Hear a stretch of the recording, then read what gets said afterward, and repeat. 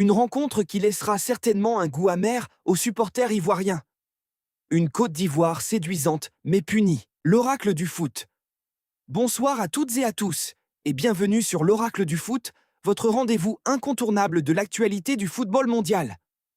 Si vous aimez le football, les analyses passionnées et les grandes émotions, abonnez-vous dès maintenant. Aujourd'hui, retour sur un match riche en émotions, une rencontre qui laissera certainement un goût amer aux supporters ivoiriens. Une Côte d'Ivoire séduisante mais punie. Dès le coup d'envoi, les éléphants ont affiché leurs intentions. Maîtrise du ballon, pressing agressif, intensité dans les duels et qualité technique. La Côte d'Ivoire a longtemps dominé cette rencontre avec beaucoup de personnalité. Les Ivoiriens ont produit un football séduisant, créant plusieurs situations dangereuses et donnant l'impression d'avoir le contrôle du match. Cette équipe a montré qu'elle possède un énorme potentiel pour rivaliser avec les meilleures nations. Amad Diallo, le rayon de lumière. S'il fallait retenir un nom de cette rencontre, ce serait celui de Amad Diallo, percutant, explosif, technique et inspiré. Il a constamment mis la défense norvégienne en difficulté. Ses accélérations, sa qualité de dribble et sa créativité ont fait vibrer les supporters.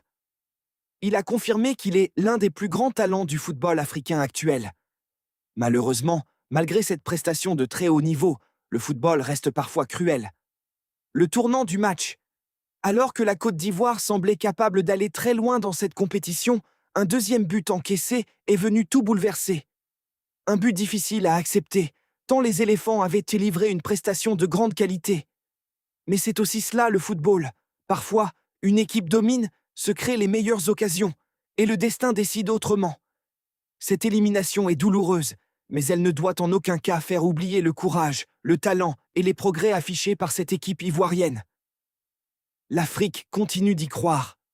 L'aventure de la Côte d'Ivoire s'arrête ici, mais le rêve africain continue. Nous espérons voir l'une de ces grandes nations porter haut les couleurs du continent et, pourquoi pas, ramener cette Coupe du Monde sur les terres africaines. Force aux éléphants! Vous pouvez quitter cette compétition la tête haute. Merci d'avoir suivi cette analyse sur l'oracle du foot. Si cette émission vous a plu, abonnez-vous, activez la cloche de notification, laissez un like et surtout partagez votre analyse dans les commentaires. Pensez-vous que la Côte d'Ivoire méritait mieux? Quel est désormais votre favori africain pour la suite de la compétition? Vive la Coupe du Monde! Vive le football africain! Et à très bientôt pour une nouvelle émission sur l'oracle du foot.